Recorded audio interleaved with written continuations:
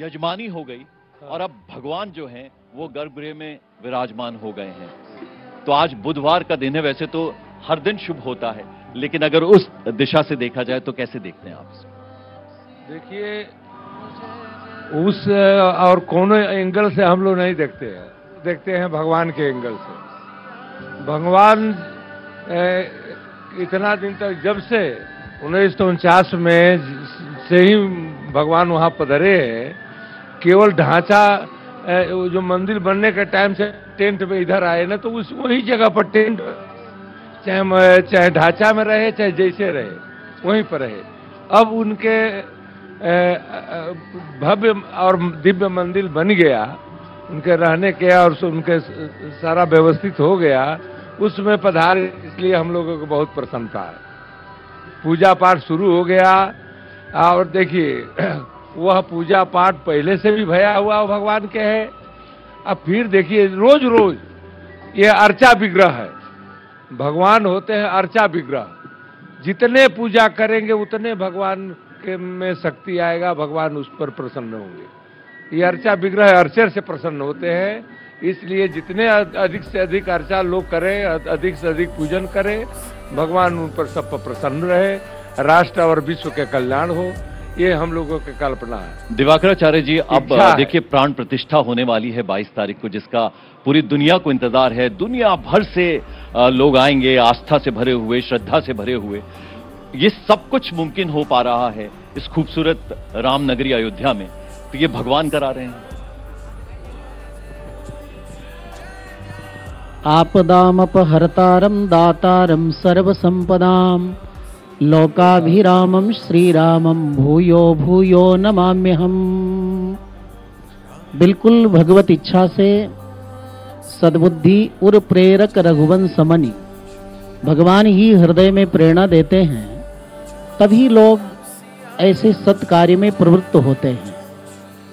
तो भगवान की कृपा, भगवान का अनुग्रह, प्रेरणा भारतवासियों पर, सनातन धर्मावलंबियों पर हुई और सबके मानस में भाव आया कि हम लोग घरों में रह रहे हैं, महलों में रह रहे हैं, बंगलों में रह रहे हैं, लेकिन हमारे प्रभु राम तंबू में फटे कपड़े के अंदर ठंडी गर्मी वर्षा सह रहे हैं, तो क्यों नहीं भगवान को दिव्य भव्य मंदिर में विराजमान कराया जाए। जब 9 लाख वर्ष पूर्व प्रभु राम भ्रातृत्व प्रेम के लिए, त्याग के लिए, पितृवचन का पालन करने के लिए 14 वर्ष तक बन गए और सारे जगत को आसुरी प्रवृत्ति से दूर कर मानवीय प्रवृत्ति की स्थापना की, तो उस समय तो 14 वर्ष तक प्रभु राम ने बहुत कष्ट पाया।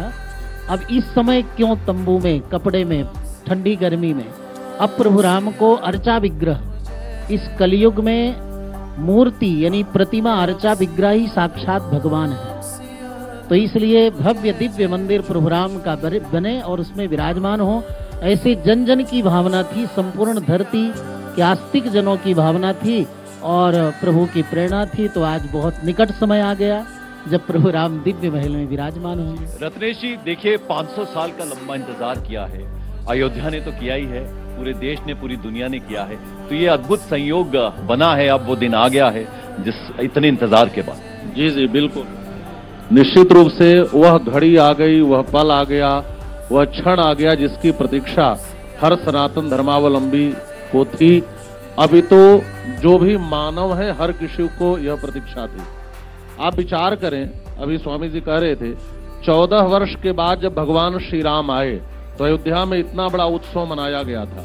इस बार तो 500 वर्षों के बाद श्री राम लौट रहे हैं अपने निज गृह में, तो कितना बड़ा उत्सव, कितना बड़ा उत्साह, कितना बड़ा उत्साह होना चाहिए, और वह दिखाई भी दे रहा है। और मुझे लग रहा है ये केवल भगवान श्री राम के मंदिर में विग्रह की ही प्राण प्रतिष्ठा नहीं है, ये अयोध्या में भी प्राण प्रतिष्ठा हो रही है। अयोध्या निष्प्राण हो गई थी। हम अयोध्यावासी जब कोई बाहर का आता उसे रामनामी ओढ़ा देते तो उसे भय लगता था कि लोग क्या कहेंगे, कहीं मैं सांप्रदायिक न मान लिया जाऊं, कहीं कोई और दृष्टि से न मुझे देख ले। जिस अयोध्या को अछूत की तरह रखा गया था, आज उस अयोध्या में भी प्राण का संचार हो गया है। आज पूरा विश्व देख रहा है, अयोध्या के जर्रे जर्रे में प्राण आ गया, अयोध्या में चेतनता आ गई। भगवान श्री राम त्रेता में बैठे होंगे, उस काल में जो लोग रहे होंगे उसका आनंद लिए होंगे, लेकिन निश्चित ही हम उस भाग्यशाली पीढ़ी के लोग हैं जो 500 वर्षों की प्रतीक्षा के बाद अपने आंखों से उस बनते हुए इतिहास को देखने जा रहे हैं।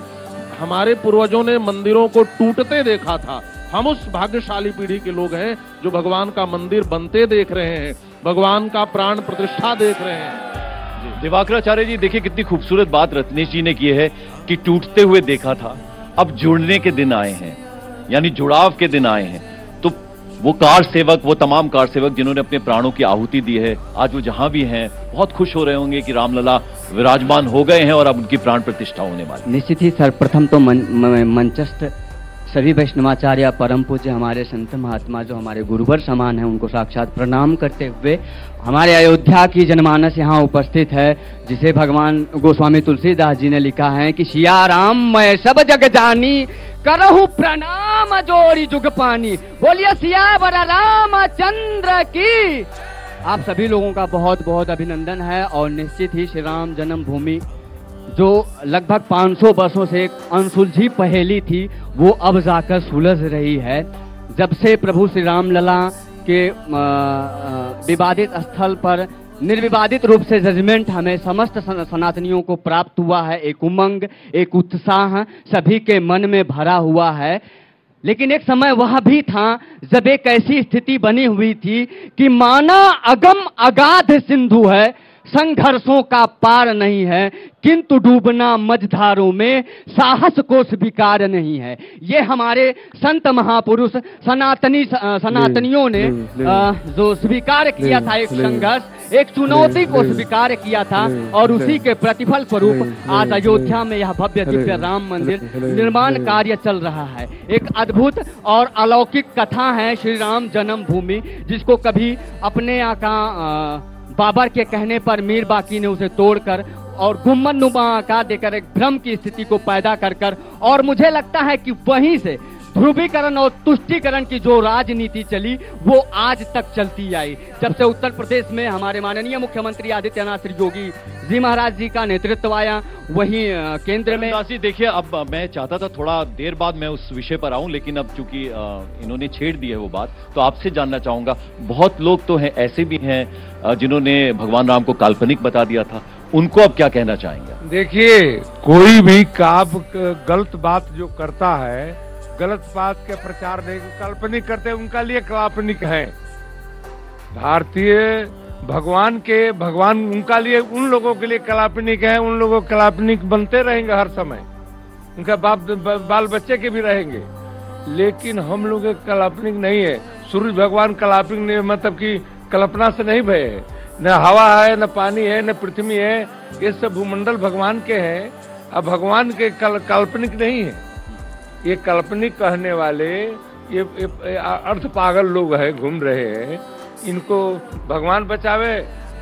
भगवान को काल्पनिक करना, अपने को काल्पनिक कहना, ये ठीक नहीं है। इसलिए अच्छे बात हो, उन लोगों के जब कहते हैं कि अपने बात को, बुरा बात को, चाहे अच्छे बुरे आदमी के बात को ढेर चर्चा के विषय नहीं बनाना चाहिए। रत्नेश जी, इतना शुभ संयोग आया है, बहुत से लोग इनकार कर रहे हैं, बहुत सारी विपक्षी दल हैं वो नहीं आ रहे हैं प्राण प्रतिष्ठा समारोह में, उनसे कुछ कहना चाहेंगे आप? जी, जरूर कहना चाहूंगा।